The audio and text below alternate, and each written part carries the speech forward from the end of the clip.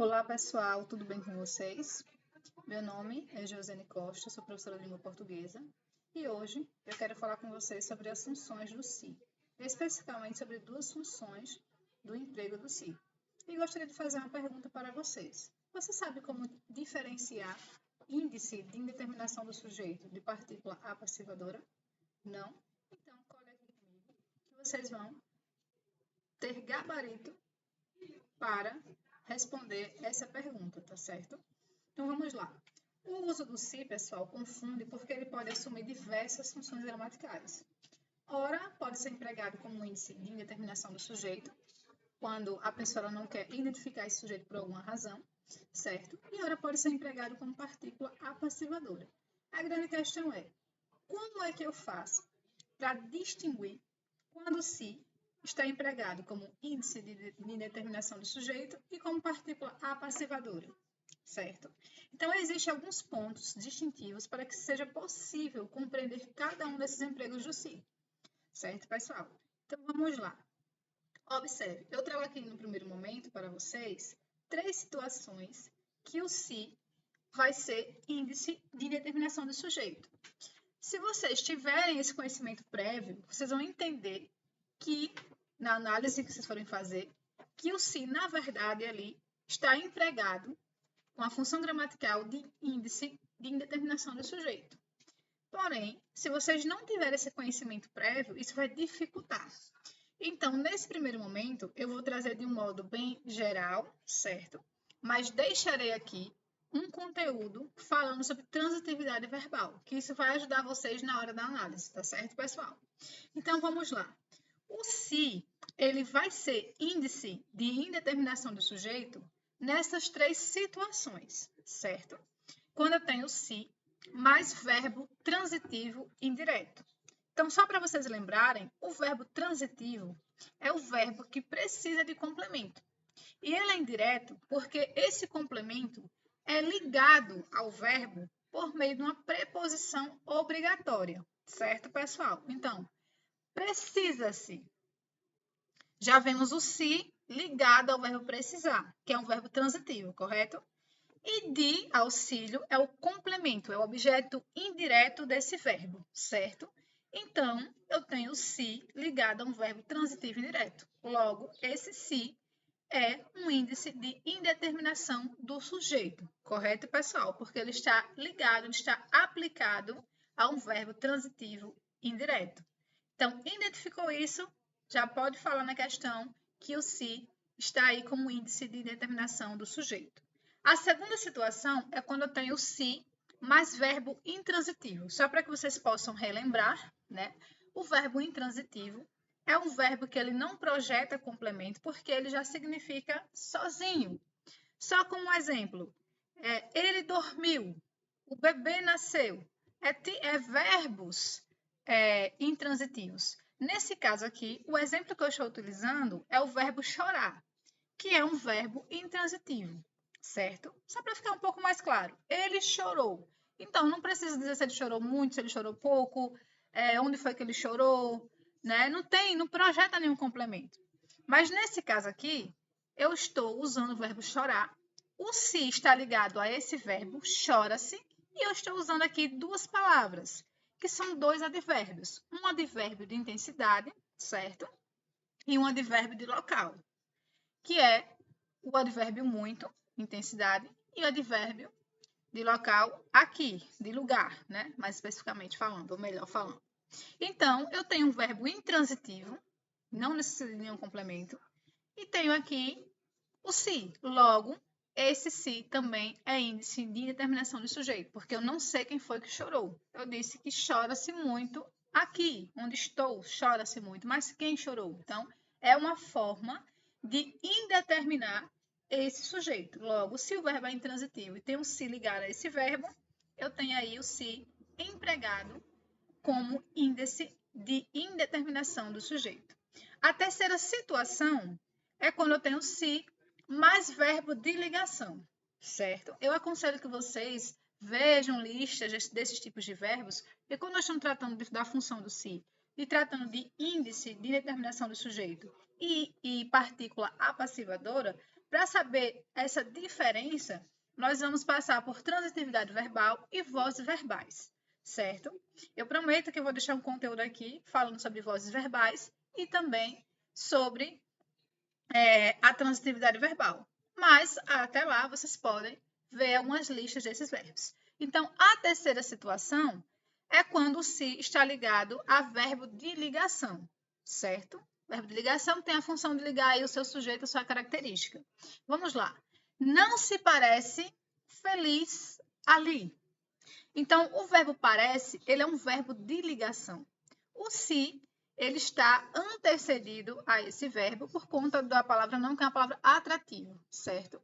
Então, eu tenho aí o se seguido de um verbo de ligação. Logo, eu estou tratando de índice de indeterminação do sujeito. Essas são as 3 situações pelas quais o se está empregado como índice de indeterminação do sujeito, certo? Professora, e quando o se é uma partícula apassivadora? Antes de eu entrar nas 2 situações pelas quais o se está empregado como partícula apassivadora, eu gostaria de falar que vocês observem aqui, no primeiro exemplo, quando eu estou tratando do se mais verbo intransitivo direto, que não existe nenhuma relação de passividade, certo? Quem já estudou ou está lembrado de vozes verbais vai saber o que é essa questão das vozes do verbo, né? A voz ativa, passiva, enfim. Então, se você observa aqui, não existe nenhuma relação de passividade. Eu não tenho como alterar, se fosse o caso desse se ser uma partícula passivadora, eu não teria como passar da voz passiva sintética para a voz passiva analítica, certo? Então, não existe relação de passividade. Quando eu for apresentar a vocês agora, no próximo slide, o se como partícula apassivadora, vocês veem que essa situação acaba, digamos assim, modificando. Por quê? Porque eu estou apresentando a vocês o se empregado como partícula apassivadora. Logo, eu tenho exemplos com verbos transitivos diretos e transitivos diretos e indiretos, certo? E nas 2 situações, eu tenho como ver relação de passividade, porque eu estou avaliando aqui a voz passiva sintética, certo?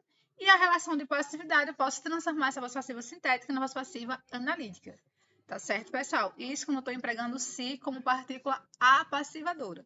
O assunto aqui não é vozes verbais, né? Mas eu estou só explicando para vocês que esse é um outro recurso, se você tiver a dúvida, de identificar, primeiro, o tipo de verbo, certo? Depois, ver essa relação de passividade.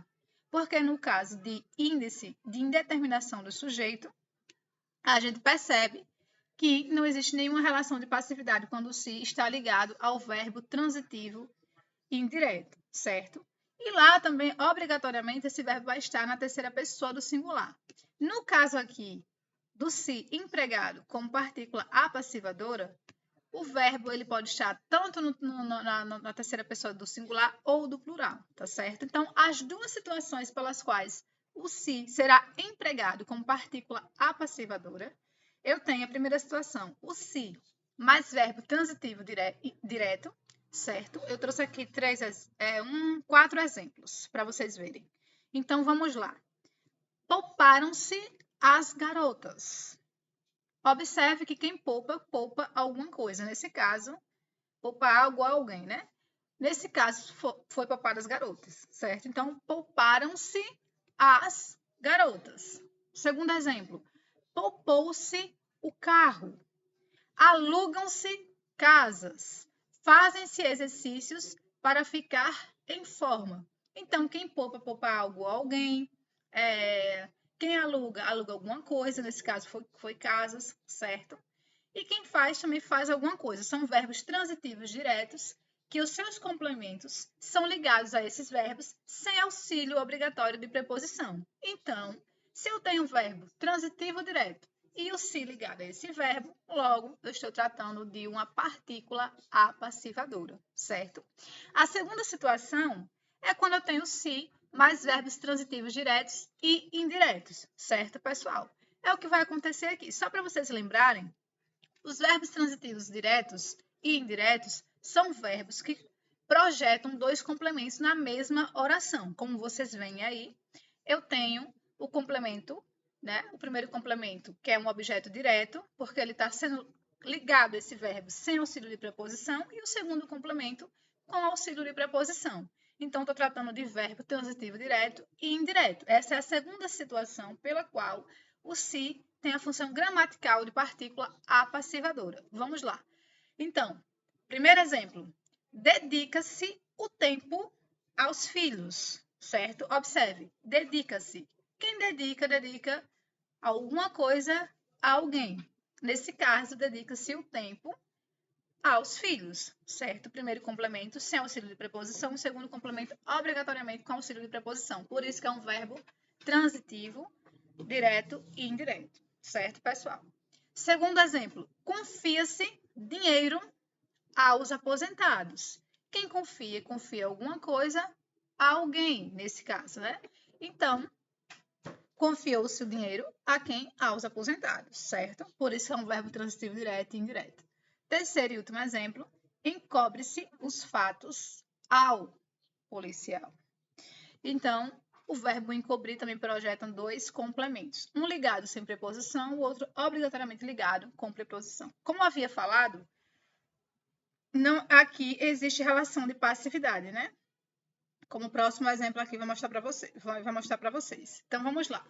Então, como partícula apassivadora, realmente tem relação de passividade. Por quê? Porque os exemplos que eu mostrei anteriormente, no slide anterior, nós estávamos na voz passiva sintética, certo, pessoal? Quando nós fazemos uma modificação nesse tipo de voz verbal, nós saímos da voz passiva sintética para a voz passiva analítica. Então, existe sim uma relação de passividade, certo, pessoal?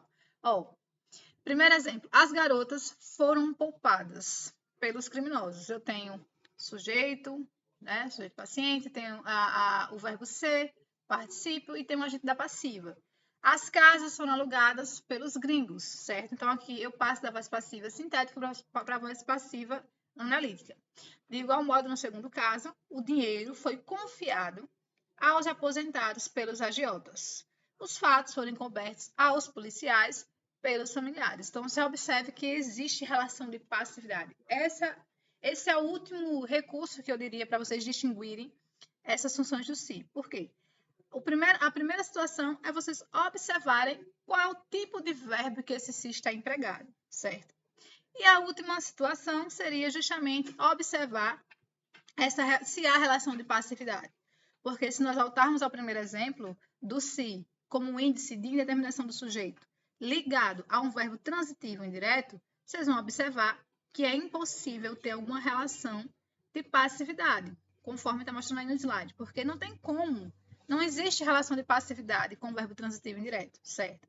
Mas com verbos transitivos diretos e indiretos, existe essa relação de passividade e eu posso passar da voz passiva sintética para a voz passiva analítica, tá certo, pessoal? Vamos lá. Se você gostou desse conteúdo, inscreva-se aqui no canal e desde já eu deixo aqui o meu muito obrigada para cada um de vocês, tá certo? Cola aqui, teremos mais conteúdos sobre transitividade verbal e vozes verbais. Muito obrigada.